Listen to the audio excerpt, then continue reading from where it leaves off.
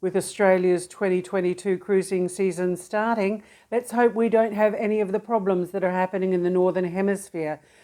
Let's find out why some American cruise lines are having to cancel or reduce their services.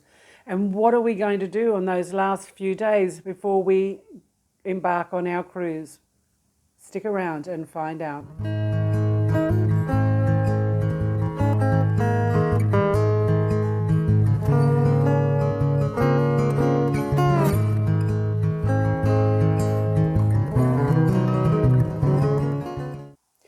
News out of the Northern Hemisphere is that NCL is reducing its numbers, its passenger numbers on Pride of America, and reducing its culinary services in the specialty restaurants because of their inability to recruit staff.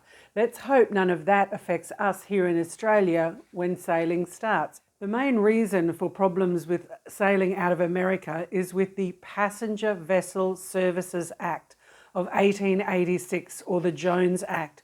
And that was put into place so that local steamboat companies could get most of the work and inhibit international cruise ships or service liners coming to America.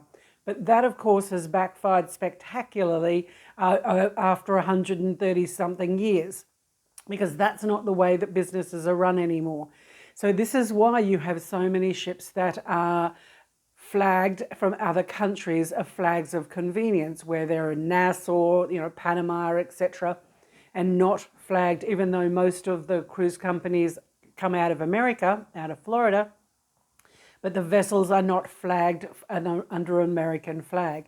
And this is the way that they can use cheaper crew. They don't have to pay as much, and they have different maritime laws, etc. So that's one of the reasons why Pride of America is reducing its services, reducing the number of people on board so that they don't have to cut the experience. They just reduce the amount of passengers that are on the cruise ship so that they can still provide a higher level of service. With saying that, let's pack our bags and get ready for Australian cruising to start.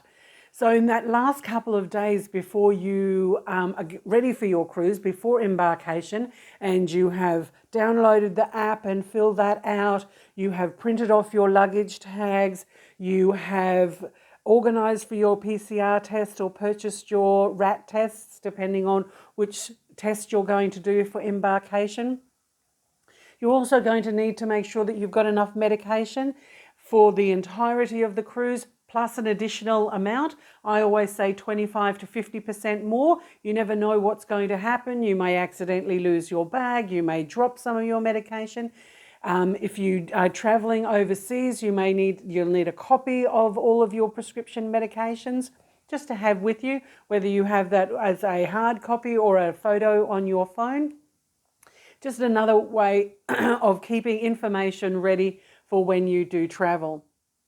In this final couple of days before you embark on a cruise, especially if you're going on an overseas cruise, is to get some currency of the country that you're going to be going to. The currency also in relation to tipping, get smaller denominations of the notes that you're going to be traveling with. And that is an easier way when you are wanting to tip, you're just giving the smaller amount. For us in Australia, that's not necessarily an issue because we don't tip. But if you do want to take some extra money on board for tipping, have some notes, put in an envelope for your room steward or your favourite bartender, etc., for at the end of the cruise. While you are filling out your final health questionnaire and looking over your app, it's really important, especially if you're travelling overseas, to send some information to your at-home contact person so that they have the itinerary of the flights, the insurance number, your credit card details, etc. So in an emergency, they're there to be able to assist you. And in this final couple of days, getting the COVID test organising, depending if you want to do a PCR or a RAT test, and keep going over tickets, passport, money. Tickets, passport, money, making sure when you walk out the door, tickets, passport, money, everything else you can buy if you leave something behind like deodorant, etc. Tickets, passport, money. These are our priorities as we get ready for our cruise season to start in 2022. This is Julie, Jules, Cruise Companion, saying stay safe, everybody, and happy travels.